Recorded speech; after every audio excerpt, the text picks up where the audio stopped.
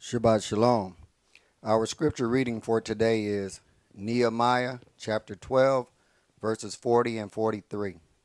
So stood the two companies of them that gave thanks in the house of Elohim and I, and half of the rulers with me. Also that day they offered great sacrifices and rejoiced, for Elohim had made them rejoice with great joy. The wives also and the children rejoiced, so that the joy of Jerusalem was heard even afar off. Shabbat Shalom, family.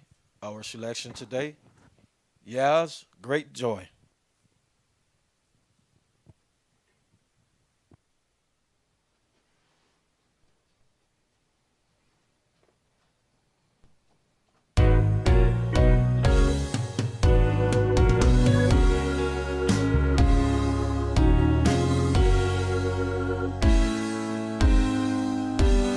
Joy, joy, Yah, great joy,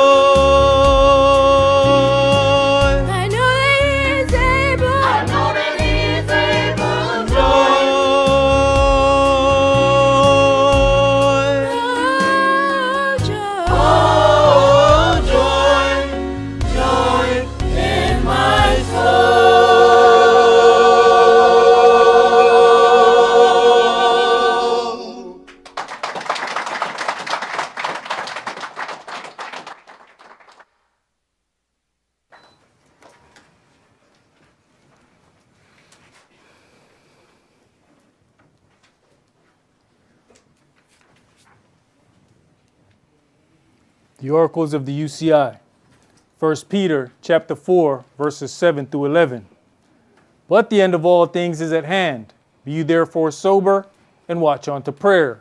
And above all things have fervent love among yourselves, for love shall cover the multitude of sins. Use hospitality one to another without grudging. As every man has received the gift, even so minister the same one to another as good stewards of the manifold grace of Elohim. If any man speak, let him speak as the oracles of Elohim. If any man minister, let him do it as of the ability which Elohim gives, that Elohim in all things may be glorified through Yahshua the Mashiach, to whom be praise and dominion forever and ever. Amen. Ephesians chapter 4, verses 29 through chapter 5 and verse 4. Let no corrupt communication proceed out of your mouth, but that which is good to the use of edifying, that it may minister grace unto the hearers. And grieve not the Holy Spirit of Elohim, whereby you're sealed until the day of redemption. Let all bitterness and wrath and anger and clamor and evil speaking be put away from you with all malice. And be you kind one to another, tender-hearted, forgiving one another, even as Elohim for Yahshua's sake has forgiven you. Be you therefore followers of Elohim, as their children, and walk in love, as the Mashiach also have loved us, and has given himself for us an offering and sacrifice to Elohim for a sweet-smelling savor. But fornication, and all uncleanness, or covetousness, let it not be once named among you as become saints. Neither filthiness, nor foolish talking, nor jesting, which are not convenient, but rather given of thanks. Ecclesiastes chapter 5, verses 1 and 2. Keep your foot when you go to the house of Elohim, and be more ready to hear than to give the sacrifice of fools, for they consider not that they do evil. Be not rash with your mouth, and let not your heart be hasty to utter anything before Elohim. For Elohim is in heaven, and you upon earth, therefore let your words be few. Exodus chapter 23, verses 20 and 21. Behold, I send an angel before you to keep you in the way, and to bring you into the place which I have prepared. Beware of him, and obey his voice. Provoke him not, for he will not pardon your transgressions, for my name is in him. Revelations chapter 3, verses 20 through 22. Behold, I stand at the door and knock. If any man hear my voice and open the door, I will come into him and will sup with him, and he with me. To him that overcomes will I grant to sit with me in my throne, even as I have also overcame and am sat down with my Father in his throne. He that has an ear, let him hear what the Spirit says unto the churches. All right. Shabbat Shalom. Shabbat Shalom. Which is peace on Yahweh's holy Sabbath day. Welcome to another holy convocation that Yahweh has enjoined unto us here in this body of Yahshua. As we get closer and closer to the redemption of the children of Israel, there are going to be some questions that come up about whether or not we are those people, whether or not we have that authority. Christ had to deal with the exact same thing as it was asked, who gave you the authority to do these things? And the powers that be would love for us to have low self-esteem when it comes down to asserting who we are and what was given unto us. So we're going to have to go in, and because there's so many questions, we're going to go into the priesthood from completely the New Testament first before we get through to going to the Old Testament, because a lot of people believe that we have to go to the Old to show who we are and what our place is. And the adversary, the devil, is all about casting doubt. As soon as Yahshua got out of this, out of that water, there was an automatic push to press doubt. And he knew enough about the word and how to test him. It is written that he shall give his angels charge in protecting you. So, cast yourself off. Turn these stones into bread, understanding that after a man has been fasting that long, He is hungry. But at that point, he wants to test the limits of that flesh because he understands that that spirit, though it made flesh of man, it had never been inside of the flesh of man. So a lot of these things we're going to have to go through, not only to prove it to other individuals. When you're in the process of proving it to other people, you're also proving it to yourself. So each and every bit of that proving, you get to stand stronger and stronger. So sometimes a question about who you are and what you are is the best thing that could ever happen to you. Because afterwards, you stand stronger about who you are and what you are after somebody else questions who you are. Now, Moshe was told to remove his shoes because the place where he stood was holy ground. In Solomon's prayer, he kneeled and stated that prayers would be directed toward the city and the house built for the name of Yah. Yahshua admonished the people to enter into the closet to pray in secret and not to use vain repetitions. Yahshua even gave a blueprint of what a prayer should sound like. The word prayer is mentioned 107 times throughout the Bible. The word pray is mentioned 306 times. Of those combined 413 occasions of prayer being mentioned, only in one epistle or letter written to the people of Corinth is the subject of being covered or uncovered discussed as it pertains to prayer. Corinth was a city of the Gentiles that was situated on the main north-south route between northern and southern Greece, and with two good ports that linked it to Italy on the west and Asia Minor on the east. Corinth's location made it a center for commerce. The question we must ask ourselves is, does the letter written to the people of Corinth apply to all believers in the word, whether they be Jew or Gentile? So to establish where we're going, let's go to Romans chapter 2. We're going to begin today's sermon in Romans chapter 2, and we're going to start that at verse 9. Today's sermon is entitled The Way of the Priest. And this is part 1 because there are a lot of things that we have to go into, and I did not want to rush it. So we have this in 2 parts. The Way of the Priest, part 1. You need to definitely take notes on this. These are going to be some jewels. We're going to go to a lot of different places, and there may be short readings. So make sure you keep up. Romans chapter 2, and let's start at verse 9. Tribulation and anguish upon every soul of man that does evil, of the Yehudim first, and also of the Gentiles. So then there's order. Whether or not he's placing one group before another, understand who stood on that mount and agreed to all of those things. So tribulation and anguish come to the Jew first. So while the earth rejoices in believing that, oh, the children of Israel is being punished, they don't really understand that their turn come next. They really don't understand how this goes. See, the one who was given the covenant always gets the whooping first. Just like in a household, when there's a household full of kids, the first one the parents talking to is the oldest. Now this house tore up. You is who I want to talk to. No, but little man, I want to talk to little man. You the oldest. I want to talk to you, and I want to talk to you right now. Okay, Yahweh has showed his order.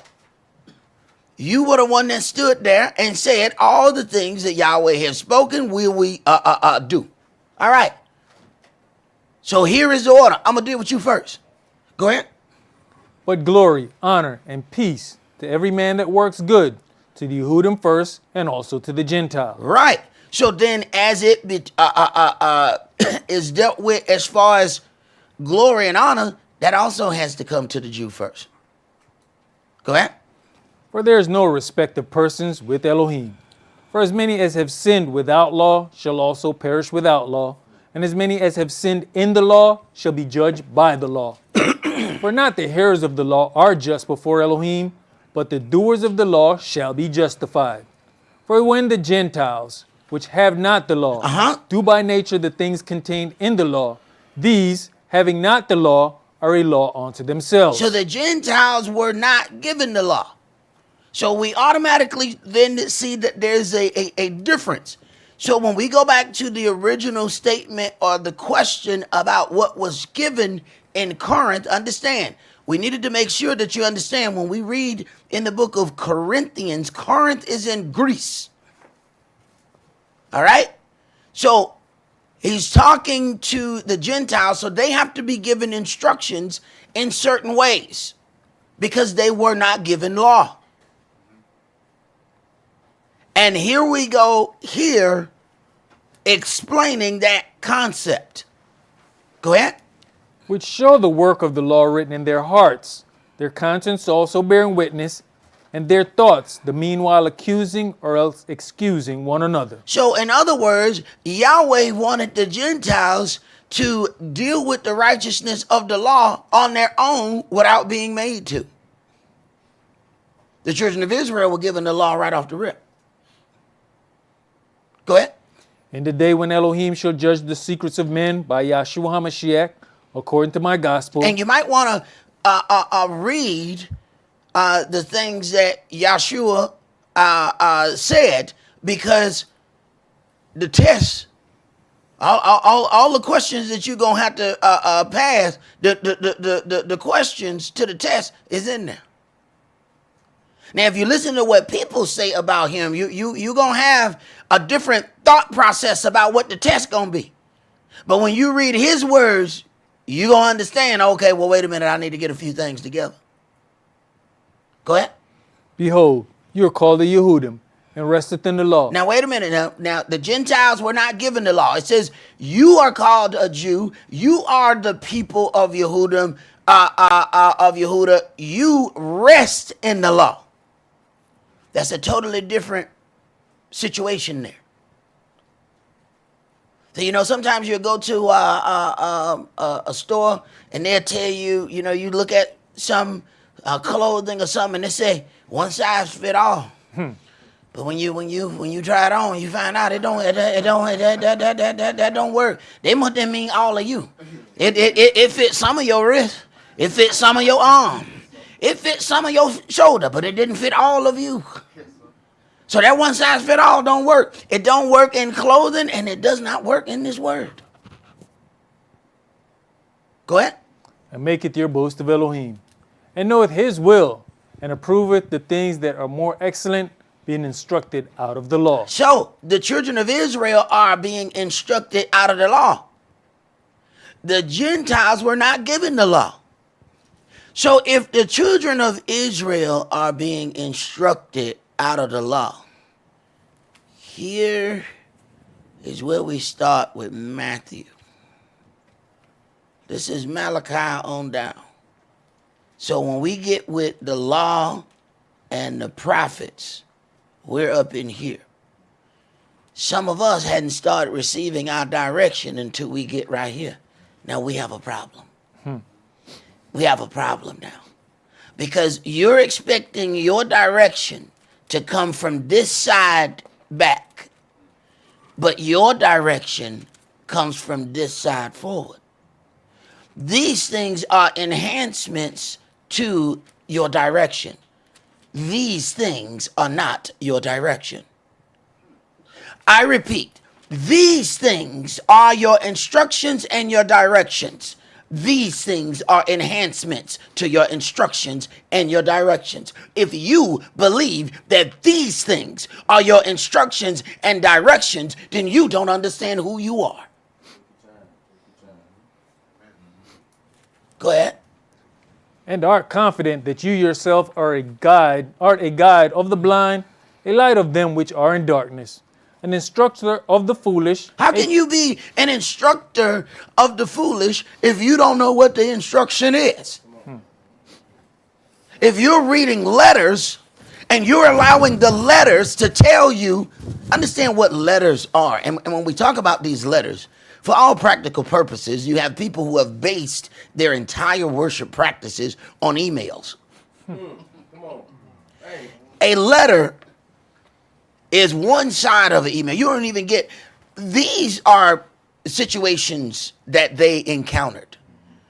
He then wrote a letter or an epistle to answer the situation. Here's the problem. You don't have the other letter. You only have his answer. You do not have the original issue. So you have not only based your worship and walk off an email, but you just got half of the email. I don't know if you got the E or the mail, but I'm telling you, you ain't got but half of it. Understand? Go ahead. You therefore which teaches another, teacheth you not yourself? You that preaches a man should not steal, does you steal? Now, if the law is done away with, why are you teaching anything about stealing? Go ahead. You that says a man should not commit adultery, does you commit adultery?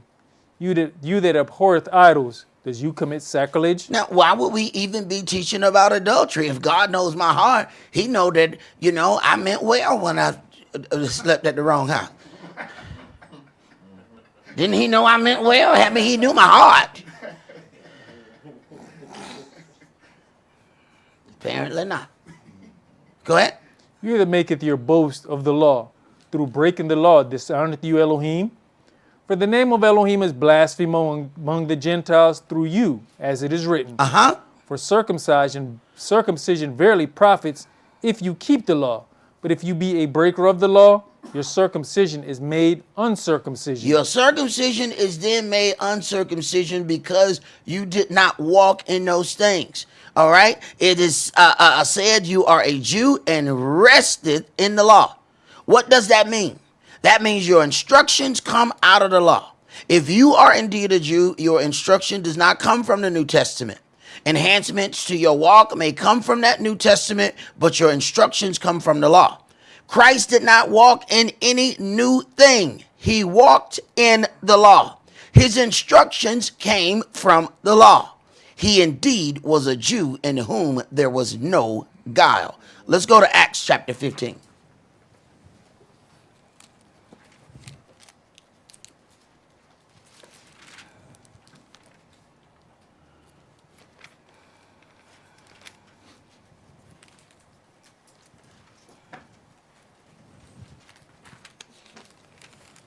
Acts chapter 15, and we're going to read verses 22 through 30.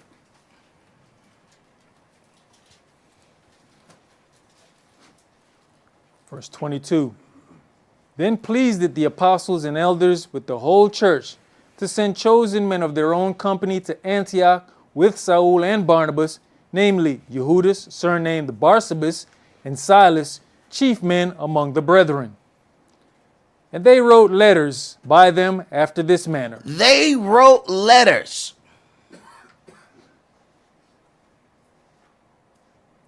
Go ahead. The apostles and elders and brethren send greeting unto the brethren which are of the Gentiles in Antioch and Syria and Cilicia. For as much as we have heard that certain which went out from us have troubled you with words, subverting your souls, saying, you must be circumcised and keep the law, to whom we gave no such commandment. So now you have an issue. You have the children of Israel who are taught out of the law, and now they're taking their teaching or the way that their path is set up, and they're putting that path upon the Gentiles. Now the people who were ordained to go to the Gentiles now have to go straighten out this matter. Now we have the opposite happen.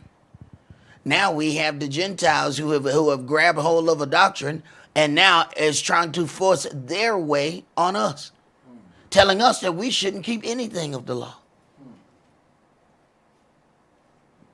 All those organizations that we hear about, that our mothers and fathers went to, Gentiles on those. Don't think because you see it's called a black church. You hang around after the sermon over. Hang around real late. Find out who that white guy keep coming in here. Who that guy? And he always go in the back with pastor. And he come out with a bag. What's in that bag? The portion that belonged to them. Why does a portion belong to him? Right. Go ahead.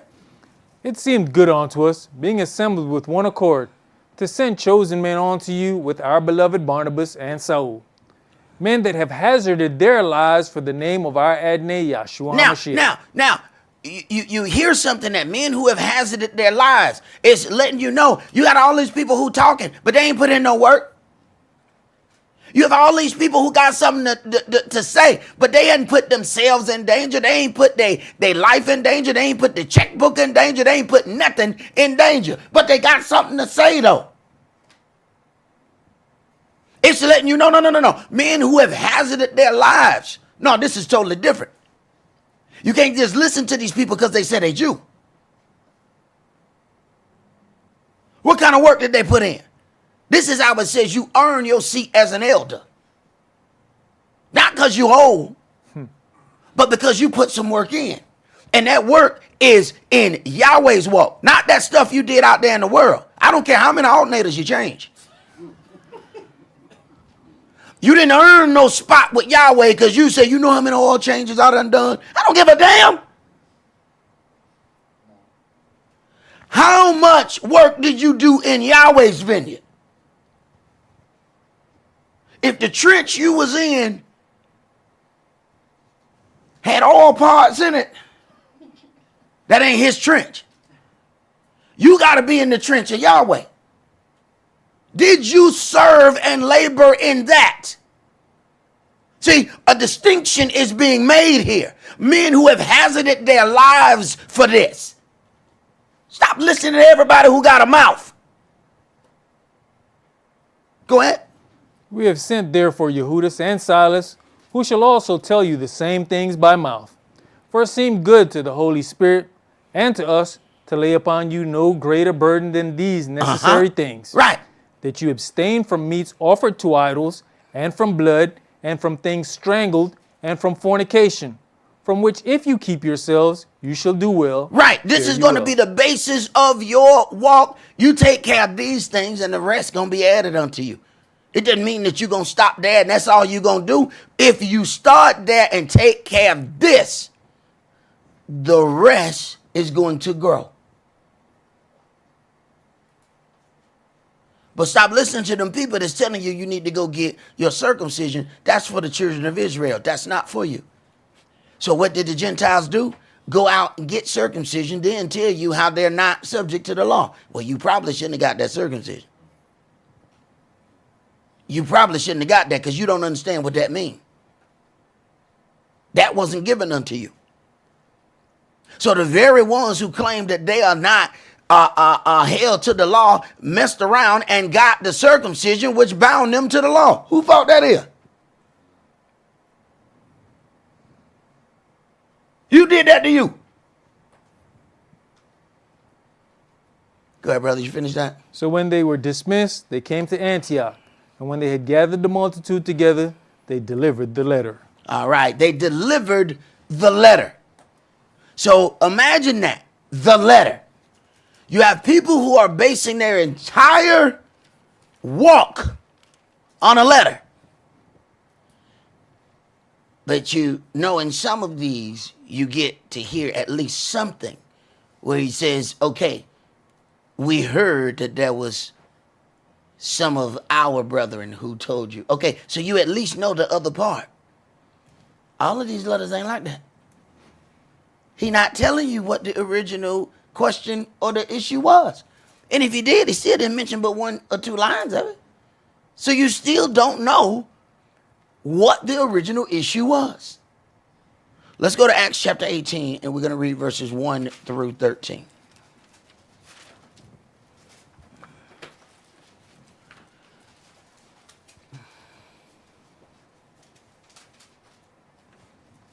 After these things, Saul departed from Athens and came to Corinth, and found a certain Yehudim named Aquila, born in Pontus, lately come from Italy with his wife Priscilla, because that Claudius had commanded all Yehudim to depart from Rome, and came on to them. And because he was of the same craft, he abode with them, and wrought for by their occupation they were tent makers. And he reasoned in the synagogue every Shabbat, and persuaded the Yehudims and the Greeks. And when Silas and Timotheus were come from Macedonia, Saul was pressed in the spirit, and testified to the Yehudims that Yahshua was the anointed one. And when they opposed themselves and blasphemed, he shook his raiment and said unto them, Your blood be upon your own heads. I am clean. From henceforth I'll go on to the Gentiles. Which is where he was supposed to go to start with anyway. So his job was to go to those Gentiles, and when he didn't do his job, all he faced was more and more problems. See, he had already been persecuting the children of Israel. So when he tried to speak the word unto them, they didn't believe him and they was ready to assault him. Now he says, because you rejected, I go to the Gentile. When Yahweh is giving you a job, he gonna force you one way or another to do that job, or he gonna get you out that job. You either gonna walk in the confines of the job that you were given, or you gonna walk somewhere else.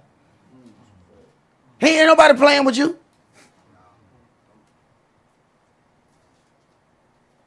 Go ahead. And he departed thence and entered into a certain man's house named Justus, one that worshipped Elohim, whose house joined hard to the synagogue. And Crispus, the chief ruler of the synagogue, believed on Diadne with all his house. And many of the Corinthians hearing believed and were baptized.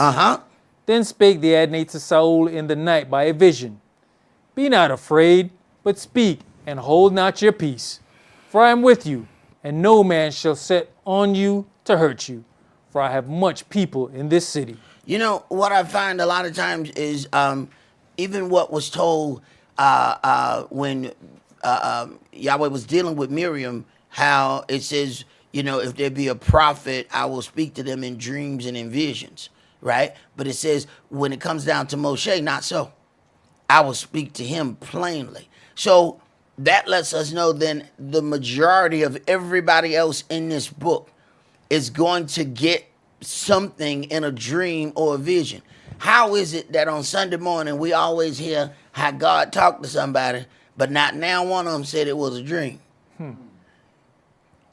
They made it to seem like they was just, doing dishes, and God just came right in. He moved the Don out the way and started talking. Move, get that cascade out of here. Come here, boy.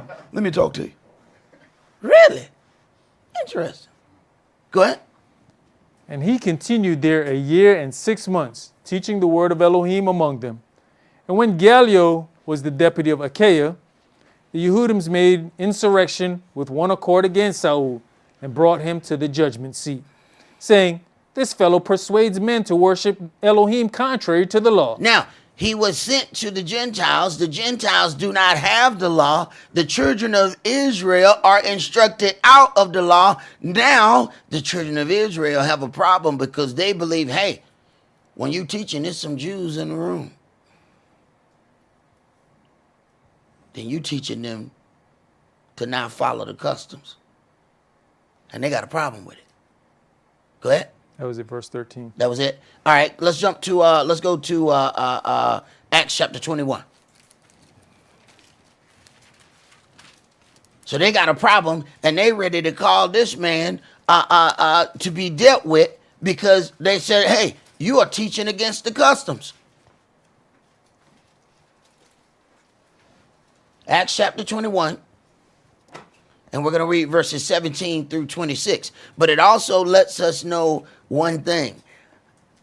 A lot of times when you're talking, you may be in a conversation with somebody, but you are not talking to the person with whom you believe you're talking. See, there are other people who stand by and they're in earshot within that conversation. Those are the individuals to whom you are really talking. Because the person in front of you has already locked their ears and locked their heart. They are not going to hear this word or anything like it.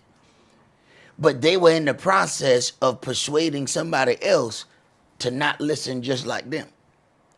So your conversation might appear like it's to this person. This is why you can't judge your success on whether or not the person you talk to hears.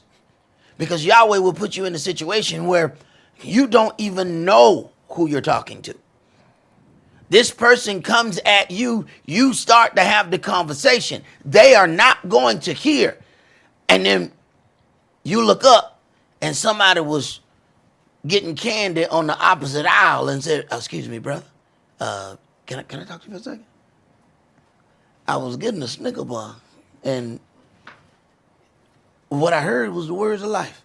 I've been getting this Snicker bar for 20 minutes. I've been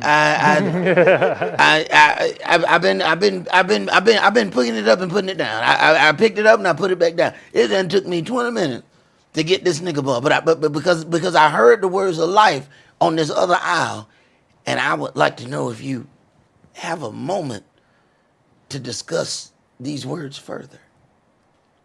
You wasn't really talking to that person. This is why you have to learn how to just do what the Spirit leads you to do. You do not understand all your instruction. Just follow your instruction. He will explain what it means later. But if you look and say, you know what, this person ain't worthy of me talking to. That guy on that other aisle didn't hear the words of life. Now here's the part. You're not really wrong, but you're wrong. The person in front of you wasn't worth hearing the word. But that person on the other aisle was. Go ahead. Verse 17. And when we were come to Jerusalem, the brethren received us gladly. And the day following, Saul went in with us unto Jacob, and all the elders were present. And when he had saluted them, he declared particularly what things Elohim had wrought among the Gentiles by his ministry. And when they heard it, they glorified the Adonai, and said unto him, You see, brother, how many thousands of Yehudims there are which believe, and they are all zealous of the law? And they are informed of you, that you teaches all the Yehudims which are among the Gentiles to forsake Moshe. You see what the issue is? That you teach the Yehudim who are among the Gentiles. You know, we have a real problem with merging everything together. They say, wait a minute, man, it's people. See, you out here teaching this thing here, and our people in the room. Are you differentiating between one and the other? Are you doing that? Otherwise, we have a problem. Go ahead. Saying that they ought not to circumcise their children, neither to walk after the customs. What is it therefore? The multitude must needs come together, for they will hear that you are come. Do therefore this that we say to you. We have 4 men which have a vow on them. Them take and purify yourself with them, and be at charges with them, that they may shave their heads, and all may know that those things whereof they were informed concerning you are nothing, but that you yourself also walk orderly and keepeth the law. That you yourself also walk orderly and keep the law. So when they see you go through the purification process after the accomplishing of a vow, then they gonna know that what that they have heard about you is incorrect. Go ahead. As touching the Gentiles which believe, we have written and concluded that they observe no such thing, save only that they keep themselves from things offered to idols, and from blood, and from strangled, and from fornication. Then Saul took the men, and the next day purifying himself with them, entered into the temple, to signify the accomplishment of the days of purification, until that an offering should be offered for every one of them. Now do understand, this is after the birth, death, and resurrection of the Messiah. I need you to understand the timing of all of this. Yeshua has already been on the earth and done the things that he needed to do. Yet, this man of Israel knew that at the accomplishing of a vow, that he was going to go through the purification process.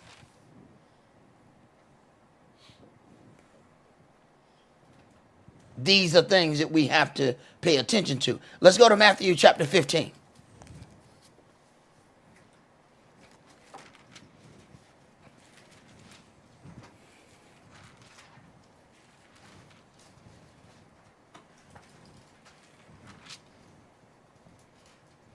And you know, if you take just those little things that it says, stay away from blood, things strangle, fornication, what are the major things that Gentiles have a problem with? They still, obviously, they didn't get those few things, because you go down to the steakhouse and see how much blood in there. See, yeah. Everybody in that line, that steak line, let me get mine medium rare. Cut it and the blood just running on the table. They be like, "Ooh, that's juicy." That's not juice. That's blood, my friend. That's blood.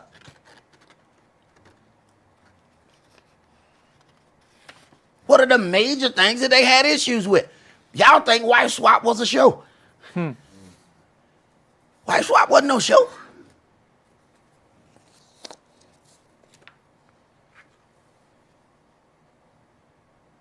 Go ahead, brother. Matthew chapter 15 and verse 21. When Yahshua went thence and departed into the coast of Tyre and Zidon, and behold, a woman of Canaan came out of the same coast, and cried unto him, saying, Have mercy on me, O Adonai, you son of David. My daughter is grievously vexed with a devil. But he answered her not a word. And his disciples came and besought him, saying, Send her away, for she cries after us. Now, he didn't answer her, and they automatically thought that he must want to send her away. Yahshua never missed a teaching opportunity. Even his pause had something in it. His pause gave them an opportunity to utter their mind,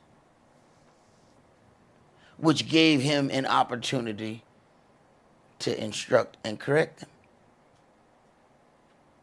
Go ahead.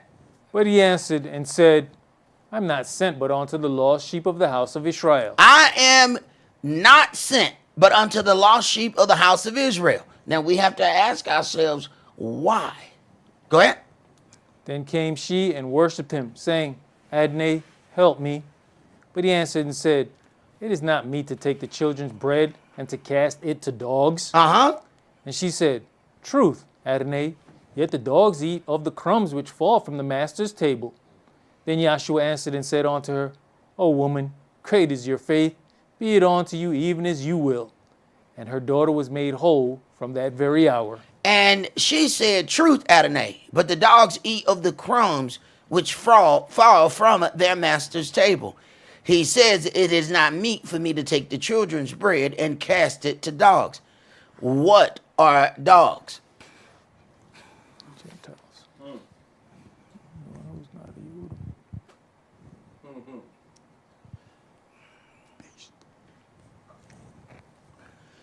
Dogs have no law. It is not meet to take the food, the bread of the saints, of the children, and cast it to dogs. But what the children leave and what fall to the ground, then the dogs can eat that. Okay. Hey, I'm just reading this. All right? Send all your complaints to Yahweh at Yahshua.com. Make sure you do that. Make sure. Go ahead, bro. I was just going to say, even he specifically lets you know what his assignment was. I'm not sent but unto the lost sheep of the house of Israel. When he sent the 12, he say, go to these people only. Exactly. When he sent Saul, he said, you need to go to these people. So we have to the Jew first, then to the Gentile. The exact same thing. Go to them first. But why? Let's go to Matthew chapter 10. See, we just think, that he did something. His GPS sent him the wrong way, Matthew chapter 10, and we're going to read verses 1 through 6. And when he had called unto him his 12 disciples, he gave them power against unclean spirits. Now, wait a minute. So he not only, he called 12. Now, understand, these 12 are representative of the 12 tribes of Israel. So he has these 12 that represents one per tribe, and then he gives them miraculous powers. Okay, go ahead. to cast them out, and to heal all manner of sickness and all manner of disease. Now the names of the 12 apostles are these. The first, Simeon, who is called Peter, and Andrew his brother, Jacob the son of Zebedee, and Johanan his brother, Philip and Bartholomew, Thomas and Matthew the publican, Jacob the son of Alphaeus, and Lebbaeus, whose surname was Thaddeus, Simeon the Canaanite, and Judas Iscariot, who also betrayed him. These 12 Yahshua sent forth and commanded them, saying, Go not into the way of the Gentiles, and into any city of the Samaritans enter you not. Right, because we know that they were heavily laced with not only Gentiles, but false priests as well. Go ahead. But go rather to the lost sheep of the house of Israel. Now, order, go only to the lost sheep of the house of Israel. All right, now let's go to Romans chapter 9. See, he didn't just do some things just to be doing it. He said to the Jew first, then to the Gentile. So he's setting up authority. And if Yahshua is the high priest, and then he has 12 under him, what are they? The priest. See, our problem is we get stuck on names.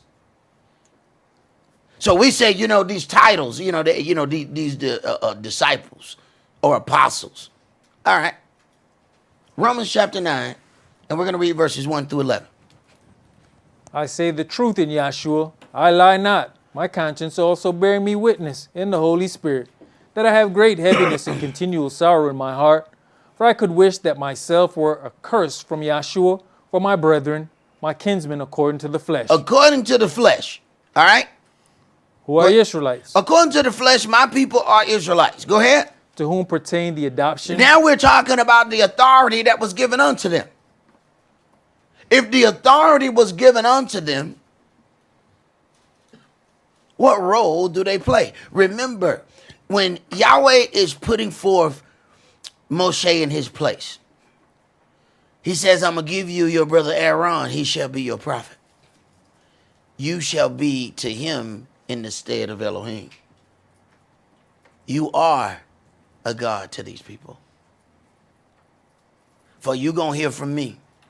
You tell your prophet. Your prophet then go and deal with them. That's order. Okay, so Moshe automatically talked about, hey, Yahweh will send you one like unto myself. This is Yahshua. So if Moshe was in the stead of God, and then there were the priesthood under him. Moshe wasn't the priest. Moshe was higher.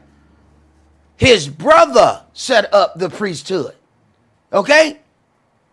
So here is Yahshua standing like unto Moshe. Well, what the other people under him is? Okay. All right. Go ahead.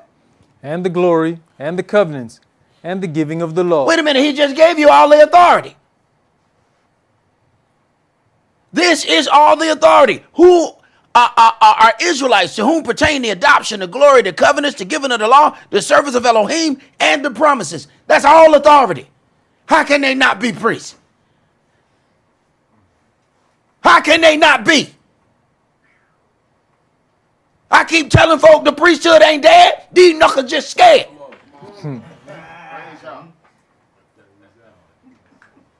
Go ahead, bro. Whose are the fathers, and of whom as concerning the flesh Yahshua came, who is over all, Elohim blessed forever. Amen. Not as though the word of Elohim has taken non effect, for they are not all Israel which are of Israel. Okay, so now we got levels in this thing. All right? We got levels in this thing. If you don't feel it, there's a reason why you don't feel it. It's levels in this thing, and you got to stay in your level. So you can't get mad on with somebody because they don't have, or they're not at the level that you are. But I'd be damned if you question my level because you ain't there. I'd be damned. That ain't going to happen not today. I'm going to show you what I'm made of. Now be comfortable on your level, but I'll be damned if you step on mine. Go ahead, bro. Neither because they are the seed of Abraham are they all children, but in Esau shall your seed be called. That is, they which are the children of the flesh. These are not the children of Elohim, but the children of the promise are counted for the seed. For this is the word of promise, at this time I will come, and Sarah shall have a son. And not only this, but when Rebekah also had conceived by one, even by our father Esau, for the children being not yet born, neither having done any good or evil, that the purpose of Elohim according to the election might stand, not of works, but of the same that calls, it was said unto her. Listen. For the children being not yet born, neither having done any good or evil, that the purpose of Elohim according to the election might stand, not of works. It was already born. It was already set.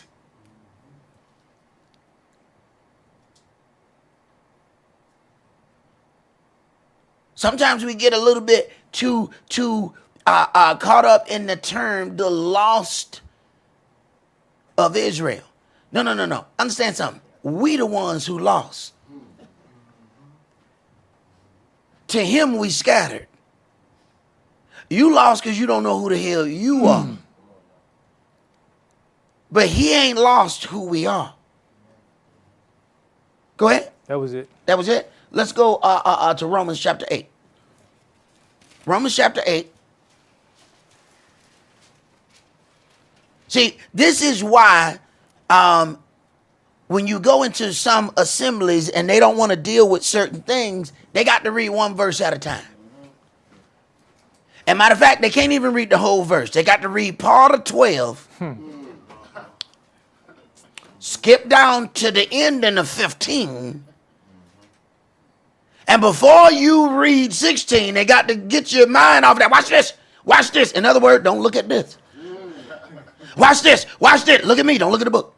Look at me. Don't look at the book. So they got to jump all around because what they might want to say in the beginning of 14, eat up their doctrine by the beginning of 16. They got to hurry up and get out of there. They got to hurry up and get out of there. That's why you can stand in an assembly and be there for 40 years. And you still dumb as a box of rocks. You ain't went through one full chapter. You ain't went through one full, more than 3 verses.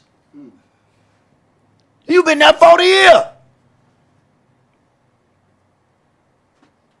Then that means it's somebody's intention to keep you in a state of constant misunderstanding, that they might profit off your ignorance. I give you enough knowledge as you can get up and get the hell on if you want to. Go right ahead. If you think that's all you think, that what you got is all there is to know, then please, the door is still open. Leave now. If you leave now, you can still catch Creflo. You can get you a nap and be time for Sunday morning worship. Go ahead. Romans chapter 8 and verse 12. Therefore, brethren, we are debtors, not to the flesh, to live after the flesh. For if you live after the flesh, you shall die. But if you through the Spirit do mortify the deeds of the body, you shall live. For as many are as led by the Spirit of Elohim, they are the sons of Elohim. For you have not received the spirit of bondage again to fear, but you have received the spirit of adoption, whereby we cry, Abba, Father. The Spirit itself bears witness with our spirit that we are the children of Elohim. And if children, then heirs, heirs of Elohim, and joint heirs with Yahshua. Wait a minute. The priesthood followed bloodline. He's talking about joint heirs.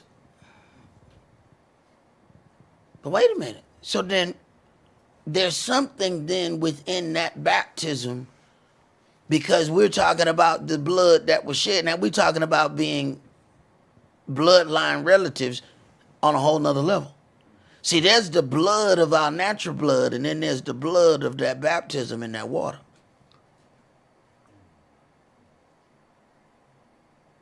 Then that make you a double heir. The firstborn is supposed to get a double portion.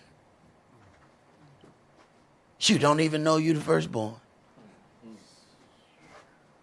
Read, please. If so be that we suffer with him, that we may be also glorified together.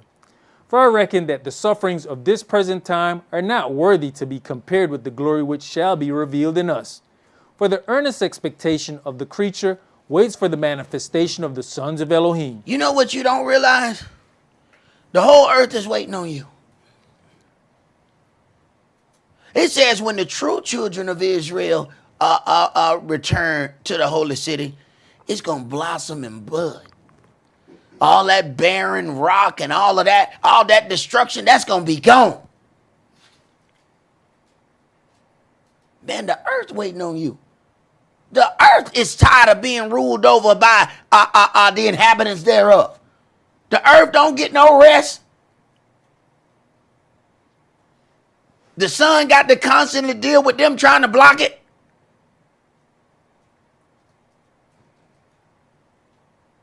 The earth is waiting for you. When the sons of Elohim are manifested on the earth, life on earth gets better. When the wicked are in rule, the people mourn. The earth is mourning. It knows that this place was designed to be paradise. But it is not operating like a paradise. Why? Because of the rulers thereof. They only care about their finance. So they don't care how they tear up the earth. The ground is waiting on you. The air is waiting on you. The sky is waiting on you. Go ahead. For the creature was made subject to vanity, not willingly, but by reason of him who has subjected the same in hope. Because the creature itself also shall be delivered from the bondage of corruption into the glorious liberty of the children of Elohim. The earth is waiting to be released from its bondage. You thinking about you. Man, the trees are ready to be relieved from prison.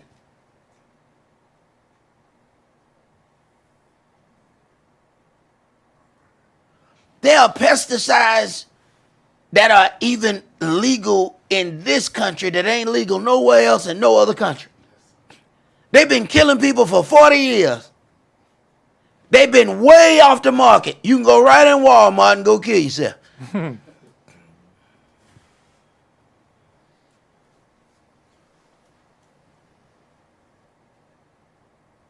The ground, understand something. The ground is where you were taken from. That's a living entity. Do you understand how much life comes out of it and how much life goes into it? You were said that when you are deceased to be buried in the ground from which you came. It receives life and it gives life. It is waiting on you. Go ahead. For we know that the whole creation groans and travails in pain together until now. All right, let's go to 1 Peter chapter 2.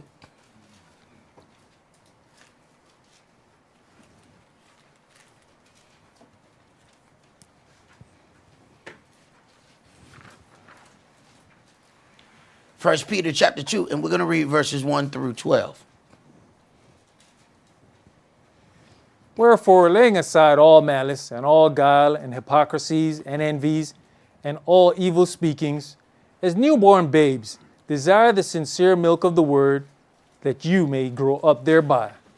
If so be you have tasted that Yahshua is gracious, to whom coming as unto a living stone, disallowed indeed of men, but chosen of Elohim and precious, you also, as lively stones, are built up a spiritual house. You also, as lively stones, are built up a spiritual house. Go ahead. And holy priesthood, to offer up spiritual sacrifices acceptable to Elohim by Yahshua HaMashiach. Now see, not you shall be a holy priesthood. You got to understand that you are. See, the adversary, the devil, has to trick you to make you think that you are unworthy so you won't walk in it. Keep reading. Wherefore also it is contained in the scripture, behold, I lay in Zion a chief cornerstone, elect, precious, and he that believes on him shall not be confounded. Right. That chief cornerstone is what's set forth for the rest of those tribes to be priests. Why do you think Yahshua called 12? The chief cornerstone made us a kingdom of priests. You got folks still waiting on it. They don't understand that we already there. They still waiting on it. What you think he got 12 for? He got 12 because each one represented each tribe. There was only one tribe of priests in Levi. He brought that out, gave that to Yahshua. Yahshua then gave that priesthood to all 12 of the tribes. But we still waiting around waiting. Because you don't know who you are.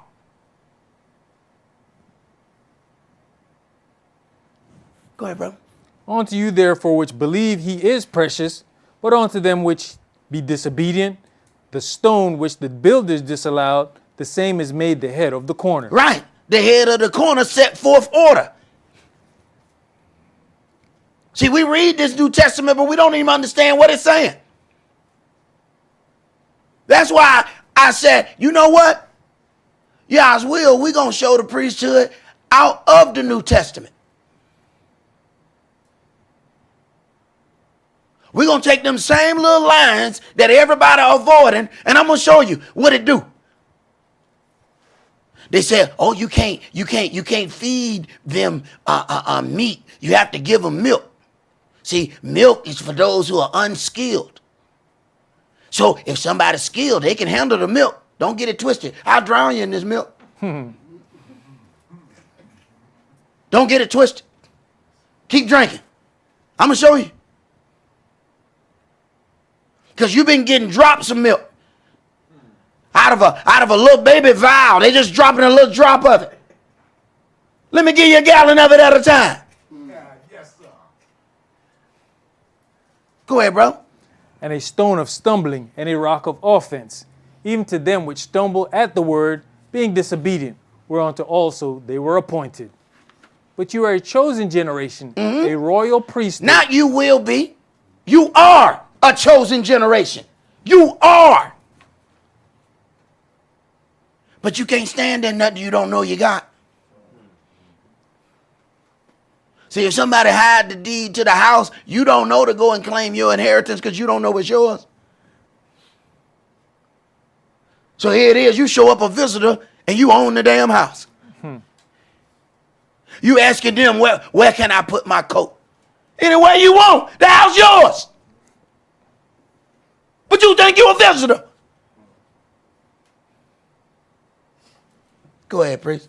An holy nation, a peculiar people, that you should show forth the praises of him whom has called you out of darkness into his marvelous light, which in time past were not a people, but are now the people of Elohim, which had not obtained mercy, but now have obtained mercy. So who are you talking to? Who are you talking to? He's talking about priesthood. Verse 9, you are a chosen generation, a royal priesthood, and holy nation, peculiar people, that you should show forth the praises of him who have called you out of darkness into his marvelous light, which in time past were not a people, but are now the people of Elohim, which have not had not obtained mercy, but now have obtained mercy. Keep reading. Dearly beloved, I beseech you as strangers and pilgrims, abstain from fleshly lusts, which war against the soul. Having your conversation honest among the Gentiles. If he talking to Gentiles, how they gonna have their conversation honest among Gentiles if they are Gentiles? So then he talking to somebody else.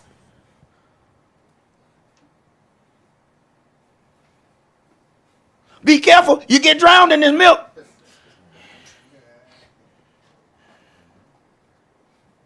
Go ahead. That, whereas they speak against you as evildoers, they may by your good works which they shall behold, glorify Elohim in the day of visitation. But let me show you where Israel stuck. Go to the this next graphic here. And it's Exodus chapter 19 and verse 6 through 8. It says, and you shall be unto me a kingdom of priests. We still waiting. Wait a minute. We just read you are. You see where Israel stuck? Because we getting our instruction out of the law, but we won't walk in the enhancement, so we still in it. So we walking around talking about we shall be. So now we still doing the Martin Luther King. We holding hands talking about we shall overcome. We still holding hands talking about kumbaya. So we still in Exodus 19 talking about you shall be unto me a kingdom of priests. We just read you are. But because you don't think you are, you're scared. You're tiptoeing. It says, you shall be unto me a kingdom of priests and an holy nation. The same thing he said you are. These are the words which you shall speak unto the children of Israel. Moshe came, called for the elders of the people, laid before their faces all these words which Yahweh commanded him. And all the people answered together and said, all that Yahweh have spoken, we will do. You're already a priest because you already done agreed to the covenant.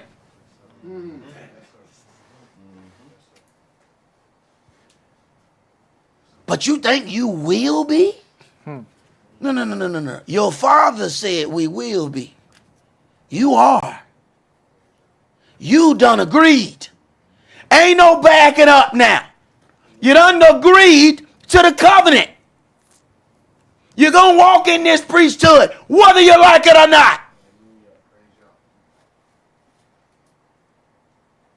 It was given unto you. You were instructed in it, whether you know it or not. And you're going to walk like it.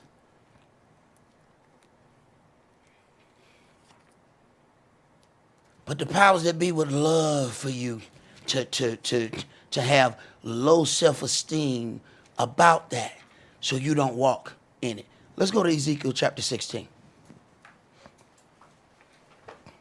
Ezekiel chapter 16, and we're going to read verses 1 through 14.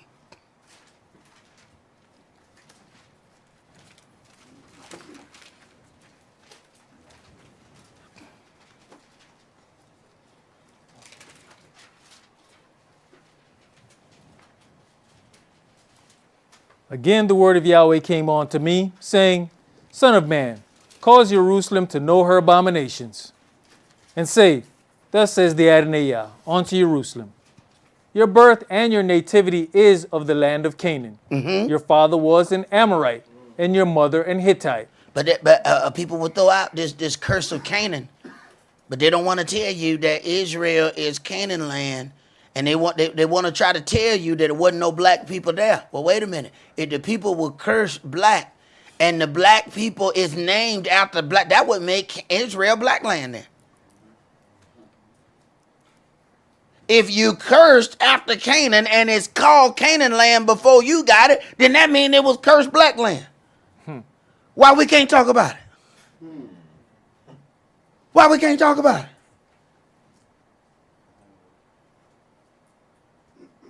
Go ahead. And as for your nativity, in the day you was born, your navel was not cut, neither was you washed in water to supple you. You was not salted at all, nor swallowed at all. None I pitied you to do any of these unto you, to have compassion upon you. But you was cast out into the open field, to the loathing of your person in the day that you was born. And when I passed by you, and saw you polluted in your own blood, I said unto you, when you was in your blood, live. Yes. So Yahweh saw Israel in a degenerate state and said, you know what? I'm going to make something out of you. See, we think that Yahweh is choosing his bride. What we want to do is we see something when we think it looks at its best and say, you know what, I think I want to join with that right there. Yahweh said, look at this. You all covered in your blood. You ain't, but you know what? I think we can make something happen. Go ahead. I said unto you when you was in your blood, live. I have caused you to multiply as the bud of the field, and you have increased and waxen great, and you are come to excellent ornaments. Your breasts are fashioned, and your hair is grown, whereas you was naked and bare. Right, you ain't had none of this now when I met you. Go ahead. Now when I passed by you and looked upon you, behold, your time was the time of love, and I spread my skirt over you. When he says I spread my skirt over you, you became my wife. Go ahead. And covered your nakedness. Yea, I swear unto you, and entered into a covenant with you, says the Adonai Yahweh, and you became mine. Now, if you go back to the story of Ruth, when the brother was sleeping, and he woke up, and she was at his feet. When he woke up and she was at his feet, he knew what she wanted. That she wanted to be married. And she got this instruction from an old lady. The old lady, no, let me tell you what to do now. Come on, wait a minute. I know these young girls got instruction for you, but you need to listen to mama now. I know what, come here. Let me show you something. I'm going to learn you something now. Yeah, I'm going to show you how to please this man now. Watch out. Listen to me. Don't listen to your friends. They don't know nothing. All right? Go ahead. Then washed I you with water. Yea, I thoroughly washed away your blood from you, and I anointed you with oil.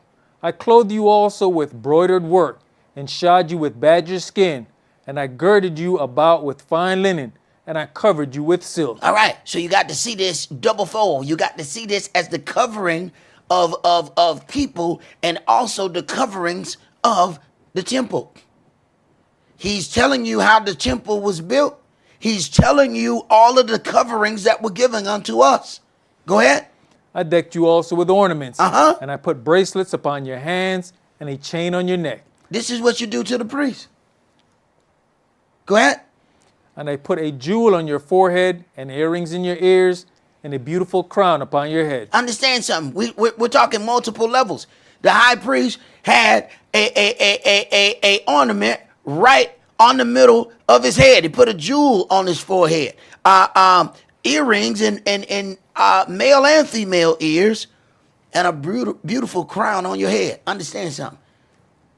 You have a crown that is the crown of a king.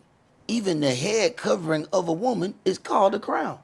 Why do you think when she out in the street, they say, hey, how you doing, queen? That's a crown on her head. But we keep trying to figure out how we can take the crown off.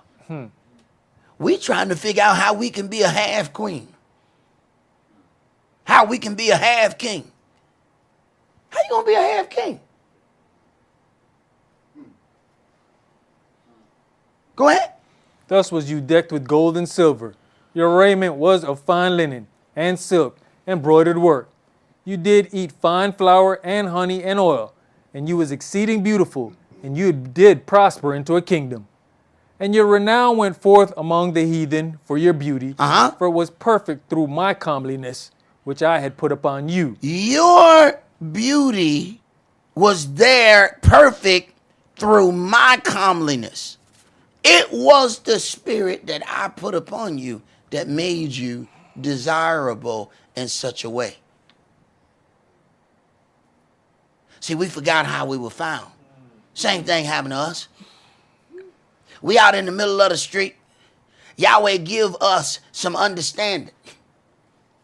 We get a few things that we think we understand. Now we think we better than the one who gave us the understanding. Right. Go ahead. Saith the Adonai Yah. All right, let's go to Exodus chapter 29.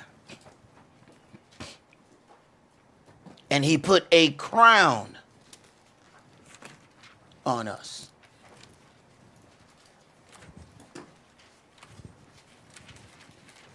Exodus 29, and we're going to read verses 1 through 9.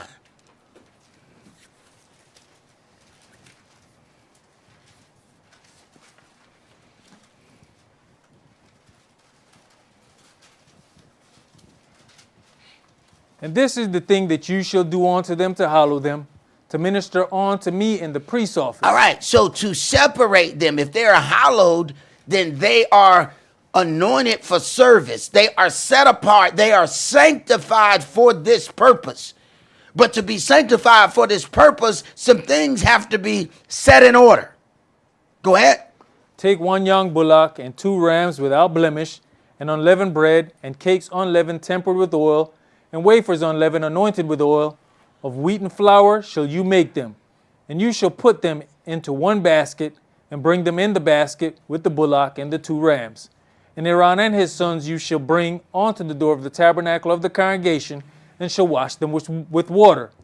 And you shall take the garments and put upon Aaron the coat, and the robe of the ephod, and the breastplate, and gird him with the curious girdle of the ephod. Do y'all remember when pastors used to wear robes?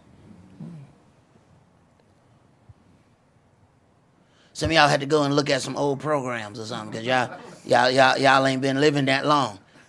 Because y'all ain't seen, because they came out of that, them robe. The pastor used to wear a robe just like the choir. You didn't ever see what the pastor had on? You didn't know what kind of suit that was? But sooner or later, they got those Armanis. And they said, somebody got to see this. This is beautiful. Hey, you got to see. Watch this. Watch this. So then, the robe comes off. He used to have on a robe just like everybody else. He was completely covered from top to bottom. This was how we grew up. Somehow we forgot it. He didn't have his shirt tucked in his pants with his private parts showing, standing up on stage. That's not what he did. All of a sudden, it transitioned to tight suits and muscle shirts. And somehow, we don't remember. Go ahead, priest. And you shall put the mitre upon his head, and put the holy crown upon the mitre. Wait a minute. You shall put the holy crown upon his head. So this head covering establishes his status. Go ahead. Then shall you take the anointing oil, and pour it upon his head, and anoint him. And you shall bring his sons, and put coats upon them. And you shall gird them with girdles, Aaron and his sons, and put the bonnets on them. And the priest bonnets are head coverings. You ever notice that this only question of head covering is amongst us? You ever seen a Catholic priest without a head covering? You ever seen any of the Ish without the head covering? Have you ever seen any of the Muslims without their head covering? Why in the hell is the question only among us?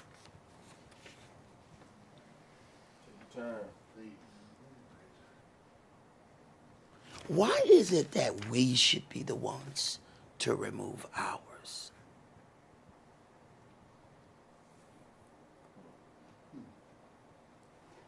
Does anybody go to a kingdom and ask a king to remove his crown? You do realize you died today. You suggested, right? Okay. Go ahead, priest. And you shall gird them with girdles, Aaron and his sons, and put the bonnets on them. And the priest's office shall be theirs for a perpetual statute. I'm sorry. How long? Perpetual, forever. Perpetual is forever. So people say, well, you know, there's no temple, so then it must be that there's no priesthood. Well, who's Yahshua? So do you need a temple amongst the people? It says that we must offer up spiritual sacrifices. We're not sacrificing goats. Go ahead. And you shall consecrate Aaron and his sons. All right. Let's go to Exodus chapter 28. 28, and let's start at verse 36. We're going to read verses 36 through 43. And you shall make a plate of pure gold, engrave upon it like the engravings of a signet, holiness to Yah. And you shall put it on a blue lace, that it may be upon the mitre, upon the forefront of the mitre it shall be. Uh-huh. And it shall be upon Aaron's forehead, It shall be upon his forehead. Go ahead. that Aaron may bear the lawlessness of the holy things, which the children of Israel shall hallow in all their holy gifts. Uh-huh. And it shall be always upon his forehead, I'm sorry, how long? always. I need you to read that again. And it shall be always upon his forehead. Okay. You ever wonder why you go to a graduation or something and they have it at a church and the people come from, they run from 4 doors down so they can get you, hey man, you need to take off your hat. This ain't no hat. Your daddy have a hat when he cutting grass. This ain't no hat. You understand? You need you to understand. All right? Do I look like I'm cutting grass? Now I'm going to need you to scurry right back over there where you came from. All right? And let a king sit down. Unto my, go back, little boy. Now whoever sent you running over here, you make sure you tell him, no, that's a man's man down there. You make sure you tell them. Go back and tell them. Because they sent you because they knew. They knew better than to come themselves. He said, and you didn't know no better not to come. But I tell you what, little boy, you have learned today. Now run, go back and tell them. Go ahead. That they may be accepted before Yahweh. And you shall embroider the coat of fine linen, and you shall make the mitre of fine linen, and you shall make the girdle of needlework. And for Aaron's sons, you shall make coats, and you shall make for them girdles, and bonnets shall you make for them, for glory and for beauty. Wait a minute. Your bonnet, your covering, it is for glory and for beauty. Your problem is you don't know it make you beautiful. So you let somebody convince you to take off your hair covering. Let me tell you something. You ever thought about if these are turbans and they wrapped all the way around? You know how long it would take to take off a turban, pray, and then wrap the turban back up? We got to add a whole nother 30 minutes to class. All right, y'all pose so Kish can rewrap. No, we got to send him out, man. Go somewhere else, man. Rewrap. We can't see us 30 minutes while you put all that back up.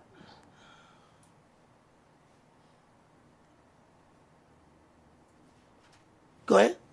And you shall put them upon Aaron your brother, and his sons with him, and you shall anoint them, and consecrate them, and sanctify them, that they may minister unto me in the priest's office. And you shall make them linen breeches to cover their nakedness, from the loins even unto the thighs they shall reach. And they shall be upon Aaron and upon his sons, when they come in unto the tabernacle of the congregation, or when they come near unto the altar to minister in the holy place, that they bear not lawlessness and die. It shall be a statute forever unto him and his seed after him. Wait a minute. If you don't have on the right clothing, you might die. You don't have on the right clothing when you approach unto Elohim, it might be the last time you show up. But ain't that what we read in the New Testament? Invite everybody in. Oh, there was found one that had not on a wedding garment. Hey man, how you get in here not having on a wedding garment? Throw him out of here. There shall be weeping and gnashing of teeth. I'm sorry. Same thing. How did you get close to me not clothed right? Make sure they have this on, that they die not. Same thing in the New Testament. Like Yeshua said, how readeth you the law? How do you not see the same thing there? Right. Where we going, brother? Let's go to Leviticus chapter 21. But see, we had to cover some things in the New Testament first. But we're going to go back there. Leviticus 21.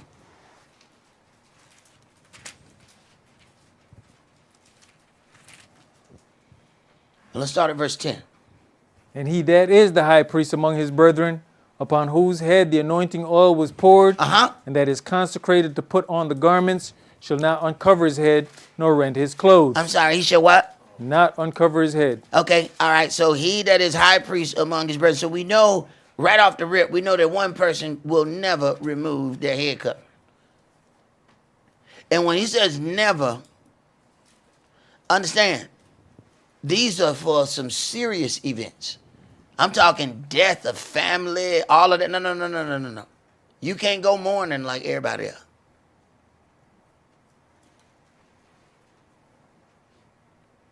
Only for the closest of relatives. Go ahead. You know, even in Yahshua's death, they still put a crown on his head. Of course they did. The head cover, even while mocking him. Even while mocking him, the head covering was still to establish his status. They put a crown on him. Right. Go ahead. Neither shall he go into any dead body, nor defile himself for his father or for his mother. Because he on something totally different. See, there's lesser restraints on lower priests. But he the high priest. Go ahead. Neither shall he go out of the sanctuary, nor profane the sanctuary of his Elohim. For the crown of the anointing oil of his Elohim is upon him. I am Yahweh. All right. So then we must remember how we started this. Every man praying or prophesying having his head covers dishonors his head. And we always have to ask that question. Are you a man or are you a priest? Are you of the people of Greece? Of Corinth? Are you of the children of Israel? Well, if you don't know who you are, then you don't know where to go with that answer. What did say Harry Tubman said, I could have freed a whole lot more slaves if I could have convinced them they were slaves. Mm-hmm. I can't convince you that you are. You got to know that you are. But when the elephant is broken and it believes that it can be controlled by a string, then that's what it shall be. Even though it is stronger than 400 men in the room, it is controlled by a piece of string because it has been broken. Same like a horse. There's not one man in here that can run like a horse. But when the horse is broken, you can make the horse carry you, and then you get to have its strength. So is something trying to break you so it can have your strength and then use you to carry it and give you nothing but a drink of water when you're done? Right. Let's go to Hebrews chapter 5.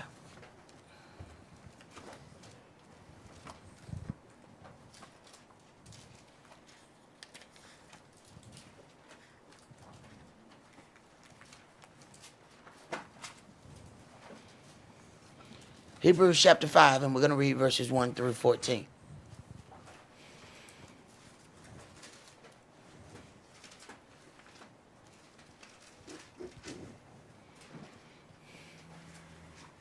For every high priest taken from among men is ordained for men in things pertaining to Elohim, that he may offer both gifts and sacrifices for sins.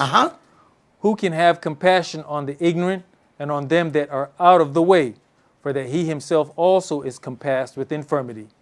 And by reason hereof he ought, as for the people, so also for himself, to offer for sins. And no man takes this honor upon himself, but he that is called of Elohim, as was Aaron. So also Yahshua glorified not himself to be made an high priest. He didn't glorify himself to be made an high priest. Yahweh did. But if he's high priest, he wasn't a priest. He was high priest. So then what was those 12 men? What were they called to be? And you understand why he got rid of the other ones who couldn't cut the mustard. This was not about who was going to be able to follow Yahshua. No. The first part is about order. It is about the priesthood. See, you have the church of the firstborn and then the general assembly. You got to understand there's differences, there are levels in this. It is why when you on a different level of stuff, everybody couldn't walk with Yeshua. When you on a different level of dealing with priesthood things, everybody can't walk with that. They say, oh no, wait a minute, that's too personal. I'm sorry, you need to walk a little lower.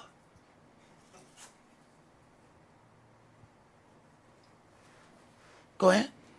But he that said unto him, You are my son, today have I begotten thee.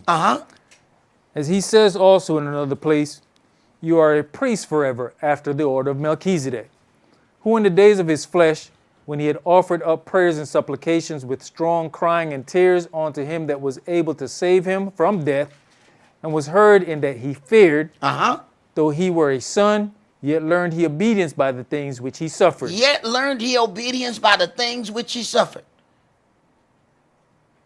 But we can't suffer nothing. That's why they not cut out for the priesthood. They got to go. They need to operate and worship on another level. They can't operate on his level. It wasn't just because Yeshua didn't deal with people doesn't mean that they wouldn't be able to attain unto their salvation. They just couldn't walk on his level. No. You got to go down there. See, the man at the door is still a priest, but he can't come near the altar. See, it's levels to this. That's why certain people couldn't walk with him. No. That walk was too refined. People found that too. Oh, no. This is too personal. Oh, I know. So you need to go way back. No. Keep going. No. Keep going. No, you want to go so far back that the man looked like an ant. Hey, that's how I was when I first walked in the door. I walked in the door and I saw that old man for the first time. I tried to sit inside the wall. I tried to become one with the wall itself. I got in the furthest seat I could possibly get.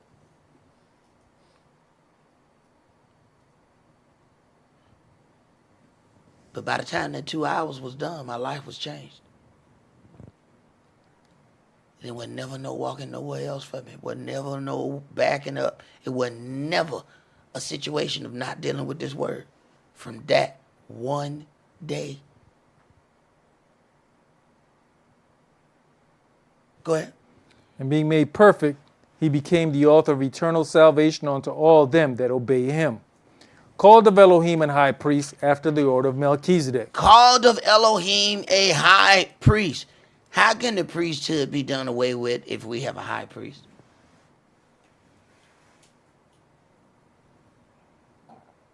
Go ahead. Of whom we have many things to say, and hard to be uttered, seeing you are dull of hearing. For when for the time you ought to be teachers, you have need that one teach you again, which be the first principles of the oracles of Elohim. Right. That's why we stumble at the stumbling block, because we let somebody give us low self-esteem about who we are and what we are. So we get to the speed bump and stop. Go ahead. And are become such as have need of milk and not of strong meat. For everyone that uses milk is unskillful in the word of righteousness, for he is a babe. But strong meat belongs to them that are of full age, even those who by reason of use have their senses exercised to discern both good and evil. To have your senses exercised, you can't walk out every time there's a burn. See, the person who go to the gym and he do 5 push-ups, oh my goodness, that hurt, I gotta go home. Oh man, ain't that, you need to turn in that gym membership. Every time your arms hurt, you quit. What was the purpose of you getting a gym membership? Because I can tell you're not going to accomplish anything. Because every time you are at the status of destroying the muscle so you can rebuild the muscle, you quit every time it gets difficult. That's why certain people have to have a personal trainer. See, you have to have a personal trainer when you don't have any self-motivation. That's the personal trainer's job. And see, because we have other cares of the world, it pulls all of that motivation for certain things out of us. Oh, I worked out all the time when I got out of the hospital because I had no choice. But afterwards, then you start, well, I got to do certain things, But when you got that personal trainer there in your face, come on, 1, 2, 3, 4, 5, and 1, 2, 3.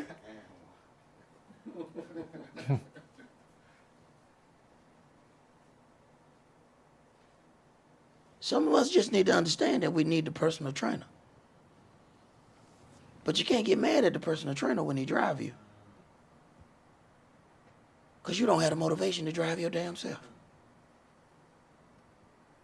Go ahead, brother. That was it. That was it. Let's go to Matthew chapter 12.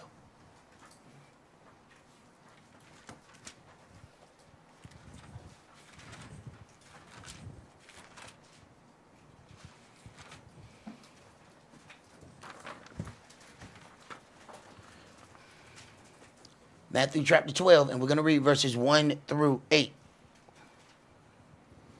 At that time, Yahshua went on the Sabbath day through the corn, and his disciples were hungry, and began to pluck the ears of corn and to eat. Wait a minute. They plucking corn on the Sabbath day? This is absolutely forbidden. Don't they understand that this is the Sabbath day? Remember the man that was gathering sticks on Sabbath day? He died.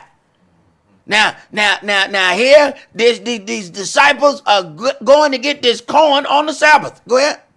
But when the Pharisees saw it, they said unto him, Behold, your disciples do that which is not lawful to do upon the Sabbath day. It is not lawful for them to be out here picking corn on the Sabbath day. What are they doing? Go ahead.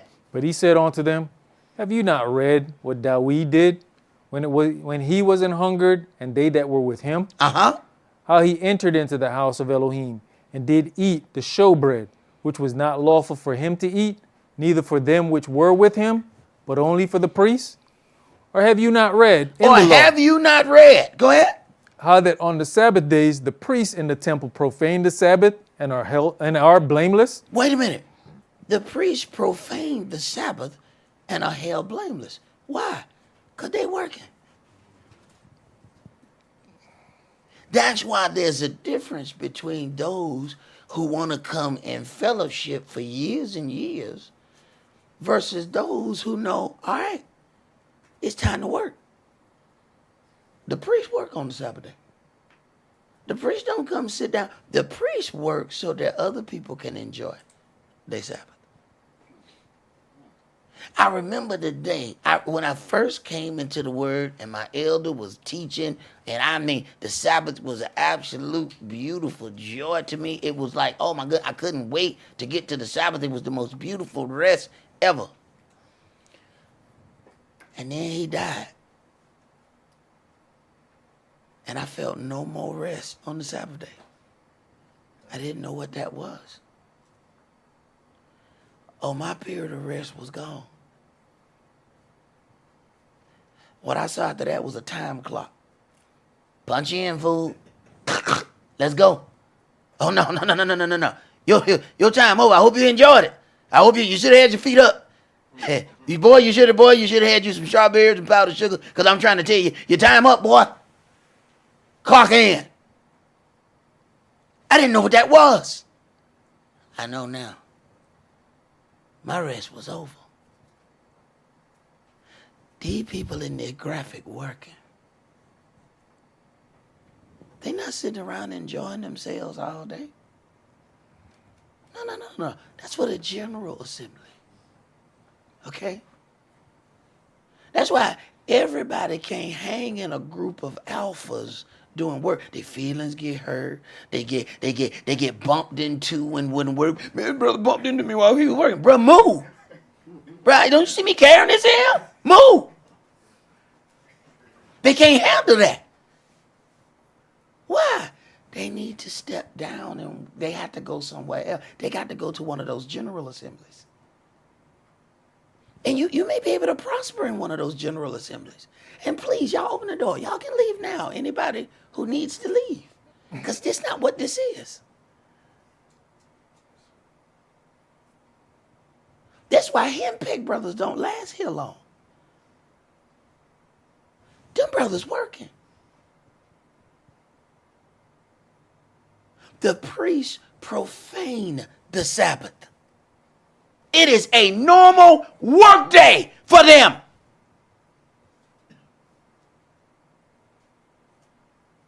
Okay, now he's about to get into a little bit more explanation.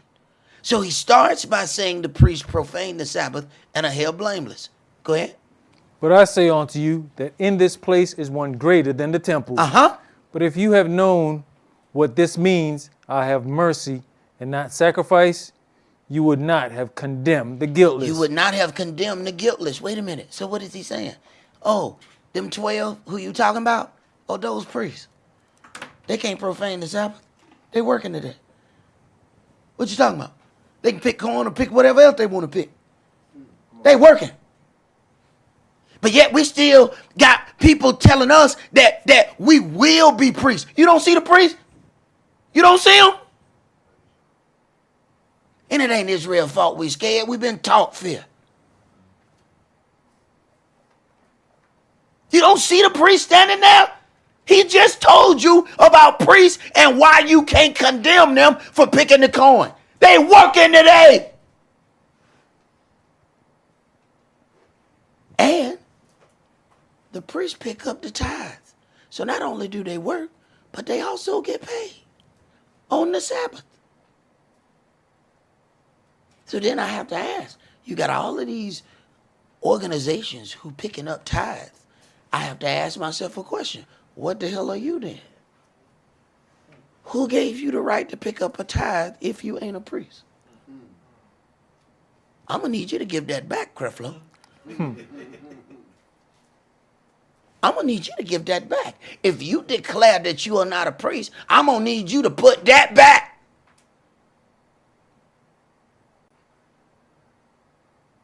Go ahead, brother. Did you finish that? For the Son of Man is Adonai, even of the Sabbath day. Even of the Sabbath day. Let's go to Mark chapter 11.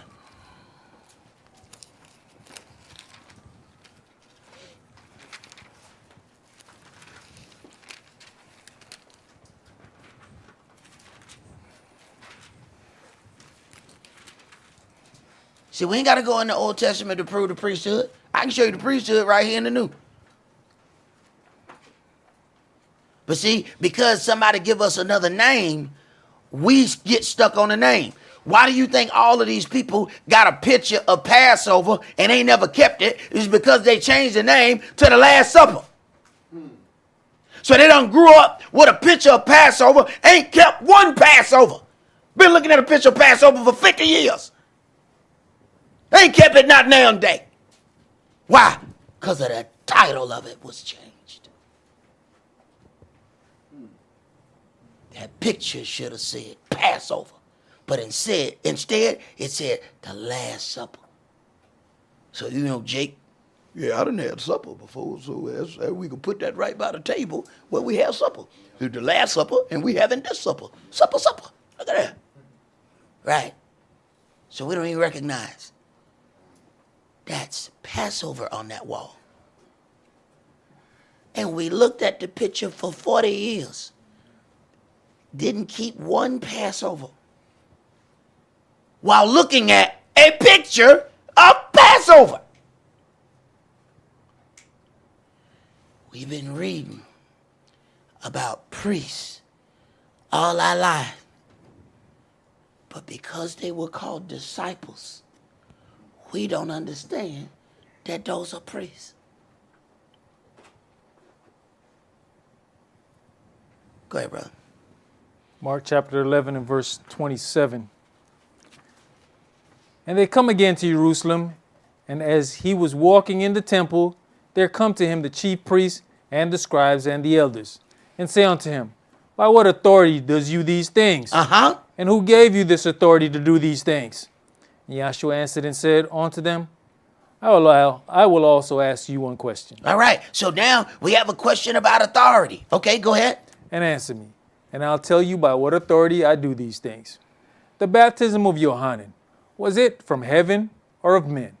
Answer me. Okay, now he just really threw out he threw out a steak on the table, because you got to understand Yohanan's pedigree.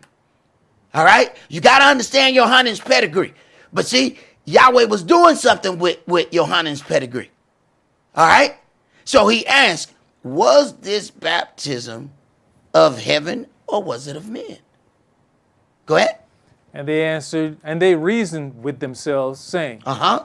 If we shall say, from heaven, he will say, why then did you not believe him? Uh-huh. But if we shall say, of men, they feared the people, for all men counted Yohanan that he was a prophet indeed. For wait a minute, for all men counted Yohanan that he was a prophet indeed. Yohanan got good report among the people.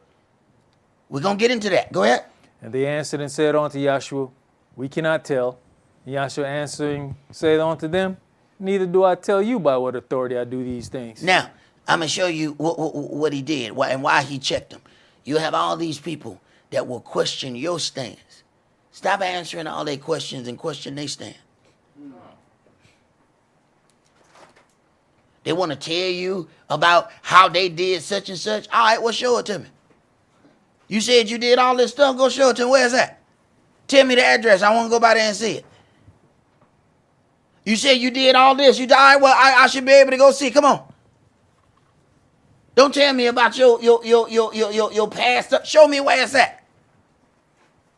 Stop letting these people give you all these questions, and you don't give them any questions. Y'all sure didn't answer that question? It's all right. I'll answer your question when you answer mine. See, that's the hypocrisy there. I'm going to ask you something, but I knew I wouldn't answer it. So why are you asking me something that you wouldn't answer? Then that means that question does not deserve an answer. Let's go to Luke chapter 1. So let's get into this about Yohanan. See? Let's get into this pedigree and let's see what Yahweh was setting up. Luke chapter 1, and we're going to start at verse 5. There was in the days of Herod, the king of Judea, a certain priest named Zacharias of the course of Abiah, and his wife was of the daughters of Aaron, and her name was Elizabeth. And they were both righteous before Elohim, walking in all the commandments and ordinances of the Adonai blameless. They were both righteous before Elohim, walking in all the commandments and ordinances of the law blameless. And they got good pedigree, man and woman. Go ahead. And they had no child, because that Elizabeth was barren. Right? And they both were now well stricken in years. Well stricken in years, but they had not had a baby, not because of anything that they did or didn't do. Yahweh needed that baby to come at a certain time. And he has set aside this pedigree. We're talking priesthood here. So I need you to understand who Yohanan was. Go ahead. And it came to pass that while he executed the priest's office before Elohim in the order of his course, according to the custom of the priest's office, his lot was to burn incense when he went into the temple of the Adonai. This was his job. Go ahead. And the whole multitude of the people were praying without at the time of incense. And there appeared unto him an angel of the Adonai standing on the right side of the altar of incense. And when Zacharias saw him, he was troubled, and fear fell upon him. But the angel said unto him, Fear not, Zacharias, for your prayer is heard, and your wife Elizabeth shall bear you a son, and you shall call his name Yohanan. Right. This man probably prayed this prayer 30 years ago. But now the timing is fitting for Elohim. See, half the time we forget what we asked for. And we assume that we are ready and that he is ready for us to have that which we asked for. So we asking out of our own lust. I want such and such. And he know, hey, you ain't ready for such and such. The earth wasn't even ready for what they asked for. They asked for a child. The earth ain't ready for your child. Your pedigree off the chain. The earth ain't ready for your child yet. Go ahead. And you shall have joy and gladness, and many shall rejoice at his birth. For he shall be great in the sight of the Adonai, and shall drink neither wine nor strong drink. And he shall be filled with the Holy Spirit, even from his mother's womb. He shall have the Holy Spirit from his mother's womb. That's why they were scared to answer that question. He said, tell me whether his baptism. No, man, we can't answer that question. Go ahead. And many of the children of Israel shall he turn to the Adonai their Elohim. Uh-huh. And he shall go before him in the spirit and power of Elias, to turn the hearts of the fathers to the children, and the disobedient to the wisdom of the just, to make ready a people prepared for the Adonai. All right. So you then have this man and this woman who were put together to make this child. We may think, that your mother and your father haphazardly just met at Club Watusi, right? And then they came together and then they made you. Let me tell you something. They were put together for a purpose, and that was you. You may say your dad ain't all that. Your dad is such and such. Your daddy left. Let me tell you something. Yahweh used the seed of that man to bring forth a body that he was going to do something with later on. After they have done their job, they cut a rug at Watusi, right? And your father felt that feeling. They felt that feeling. They said, I'm gonna go half in on the baby. What you want to do? And they did it. All right.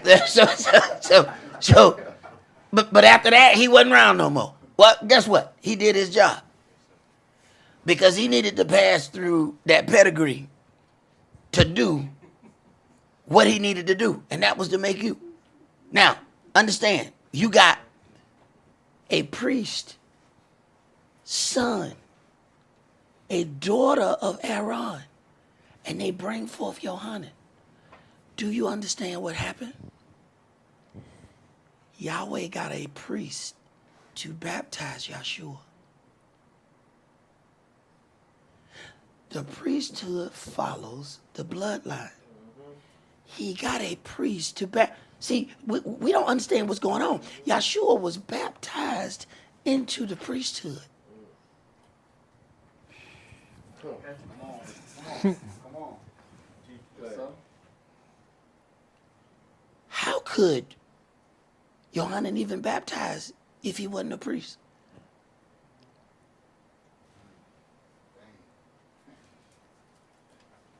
So we then have the baptism of Yohanan, a priest, who then baptizes Yeshua, which then baptizes him into the priesthood. And now the name of Yeshua now solidifies every other baptism after that.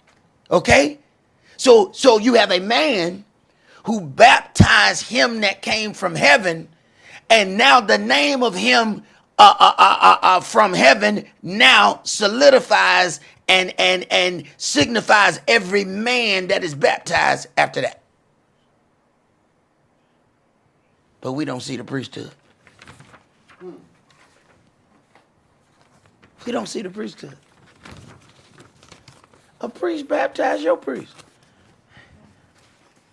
You don't see the priesthood? Yohanan was the son of a priest who then baptized Yeshua. And then all the baptisms were done in Yeshua's name. But you look in this New Testament and you don't see the priesthood. Come on, man.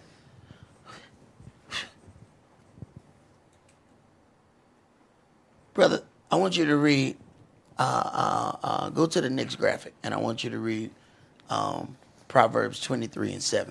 You know, my elder said, I teach priests. I didn't understand what that meant, when he said I teach priests, because I didn't think that had nothing to do with me. Then I realized what Yeshua's job was. He taught priests. That's why he said, no, you can't go into the Gentiles with this. He's got to deal with the priests first. after he deals with the priest, then he can send the priest to other people. So there's levels and order to that. So when my elder said, you know, Sock, I teach priests, I was like, well, that's interesting, elder. That you want me to call some of them over here? Because I don't see what that got to do with me.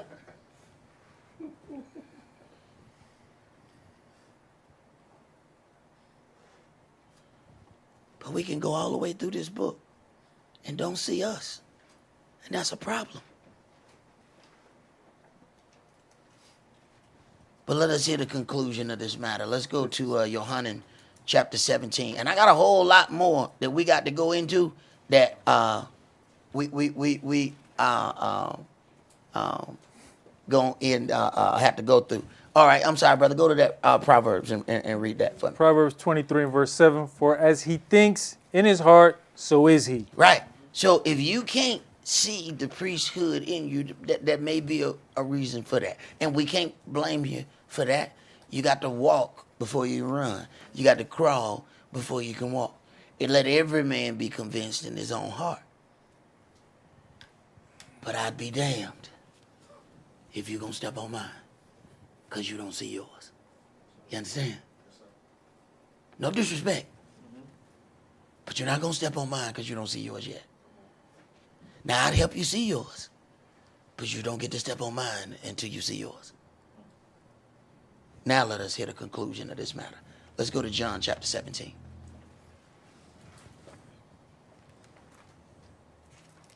See, I can't let somebody else's blindness cause me not to see. No, I'm sorry. That's not going to work here. I cannot allow your blindness to cause me to lose sight. Now I know where I'm going. And I'm going to go ahead and walk there. Now, if you got the faith of a grain of mustard seed, you can grab my coattail and I'll lead you until you can see. But if you just want to stand there in the darkness and wait for your sight, then that's what you do. But by the time you get your sight, I'm pretty sure I will be out of sight because I will keep moving. John chapter 17, and let's start that at verse 1. These words spake Yahshua, and lifted up his eyes to heaven, and said, Father, the hour is come. Glorify your Son, that your Son also may glorify you. As you have given him power over all flesh, that he should give eternal life to as many as you have given him. Oh, wait a minute. If he's a high priest and he's praying for the ones that were given him, he's praying for the next priest that's after him. Go ahead. And this is life eternal, that they may know you, the only true El, and Yahshua HaMashiach, whom you have sent. I have glorified you on earth. I have finished the work which you gave me to do. And now, O Father, glorify you me with your own self, with the glory which I had with you before the world was. I have manifested your name unto the men which you gave me I out have of the world. manifested your name unto the men which you gave me out of the world. Wait a minute. He grabbed men out of the world and set forth them to be educated in the priesthood. Go ahead. Yours they were, and you gave them me, and they have kept your word. Now they have known that all things whatsoever you have given me are of you. For I have given unto them the words which you gave me, and they have received them. Wait a minute. I have given unto them the words which you gave me, and they have received them. Understand what it says. You cannot come to Elohim unless he allows you to come unto him. So there's a reason why some hear and some can't. And you cannot make anybody hear. They have to either be called or they're not. You have never opened anybody's eyes. All you have ever done is watered something that was already there. Please don't make yourself up to be some great one that you have opened the eyes of the blind. Knuckle, please. Yahweh put a seed in there, and he sent you to go water it. That is all you are doing. Go ahead. and have known surely that I came out from you, and they have believed that you did send me. I pray for them. I pray not for the world, I don't pray for everybody. I pray for them. Not only for them. Keep going. but for them which you have given me, for they are yours. Uh-huh. And all mine are yours, and yours are mine, and I am glorified in them. And now I am no more in the world, but these are in the world. And I come to you, Holy Father. Keep you through your own name those whom you have given me, that they may be one as we are one. If they're going to be one as we are one, then we're going to walk on one accord. Then we're going to walk in the same thing, which means that we're going to walk by the righteousness of this law. This is what we read for, so that we can understand, all right, this is the code that we operate by.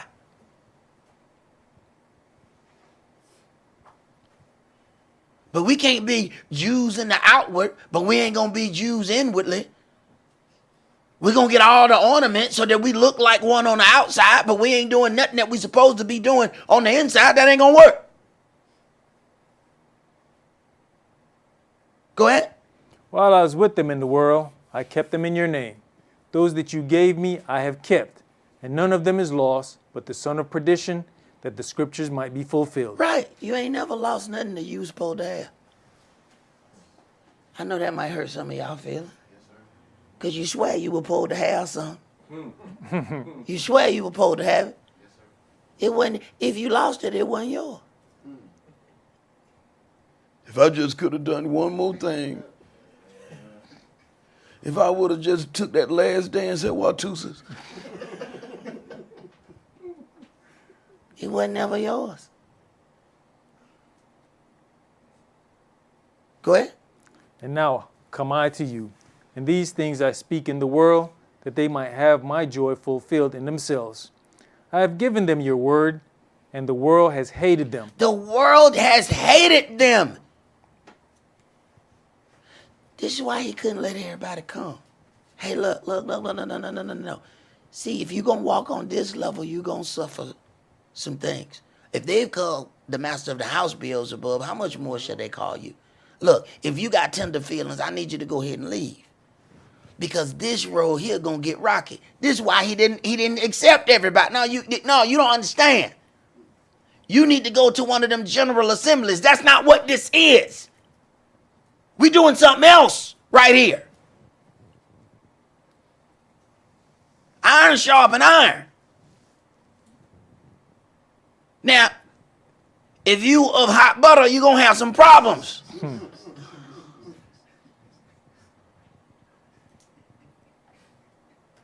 And sometimes it might be something going on. They say, "Sock, you ought to get in there and stop that." For what? They sharpening. Let them throw each other around a little bit more. Go ahead.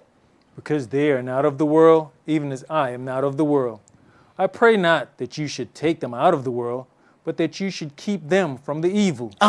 They are not of the world, even as I am not of the world. Sanctify them through your truth. Your word is truth. As you have sent me into the world, even so have I also sent them into the world. And for their sakes I sanctify myself, that they also might be sanctified through the truth. Neither pray I for these alone, but for them also which shall believe on me through their word. Wait a minute. He just went through an everlasting priesthood. He said, Yahshua's a high priest. Yahshua then ordained these men, gave them gifts. Then he not only prayed for them, but all of them who hear through them. Wait a minute. That's priesthood.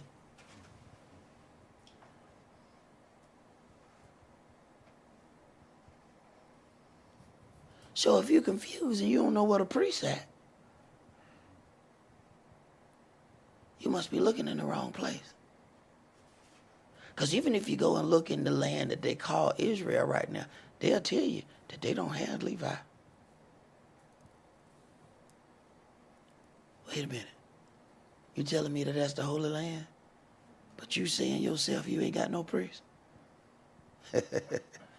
So what a priest at? Go ahead, brother.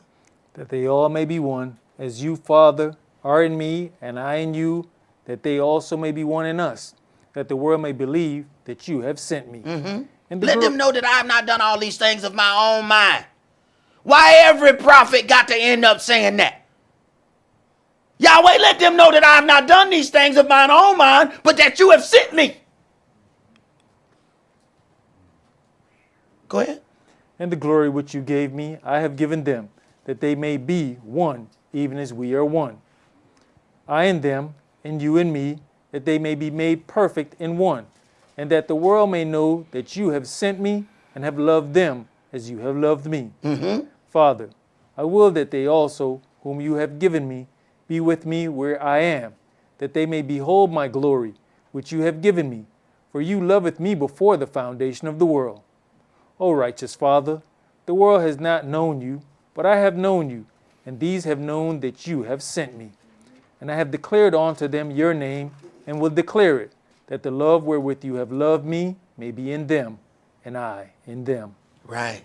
So he was already setting up these things for, this everlasting priesthood.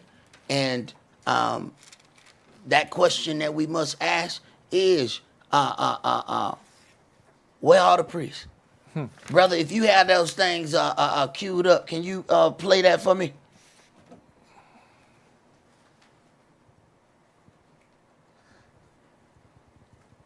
Because I think we need to understand who we are. And we need to be able to stand in it.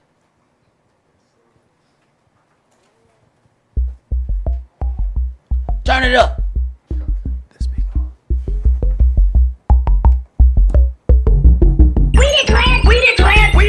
We the 12 tribes prophesied to be the kingdom of Kohen. So tell me why my brothers sisters stutter in this thing.